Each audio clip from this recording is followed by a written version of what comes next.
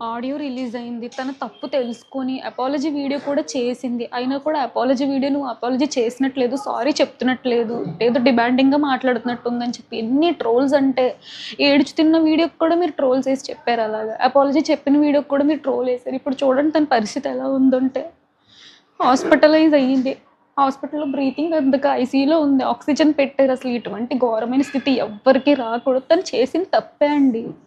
నేను కాదనట్లేదు, ముమ్మాటికి తప్పే. కానీ తను చేసిన తప్పుకి రియలైజ్ అయ్యి సారీ అడిగింది కదా, యాక్సెప్ట్ చేయొచ్చు కదా. పెద్ద వీడియో చేసే స్థితిలో లేదు తను ఆ రోజు. అయినా కానీ సారీ అడిగి వీడియో చేసింది.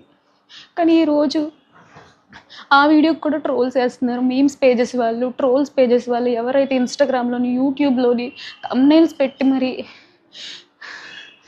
చెప్పలేనండి. మొన్నే మా ఇంట్లో మా డ్యాడీ చనిపోయారు. 3 నెలలు కూడా అవ్వలేదు ఆయన చనిపోయి. ఇంక ఈ బాధ తట్టుకునే ఓపిక, శక్తి కూడా మాకు లేదు. ఇంకో చావు మా ఇంట్లో జరగొద్దని నేను కోరుకుంటున్నాను. ఆ పిల్లకి ఏమవుతుందో అనిపించింది. పచ్చళ్ళ బిజినెస్ వద్దు, యూట్యూబ్ వద్దు, ఏమొద్దు. అది సేఫ్‌గా ఉంటే చాలు. ప్లీజ్ మీకు దయచేసి రిక్వెస్ట్ చేస్తున్నాను. ఈ ట్రోల్స్, మీమ్స్ ఏవైతే ఉంటే కొంచెం ఆపండి. మిమ్మల్ని రిక్వెస్ట్ చేసుకొని అడుగుతున్నాను.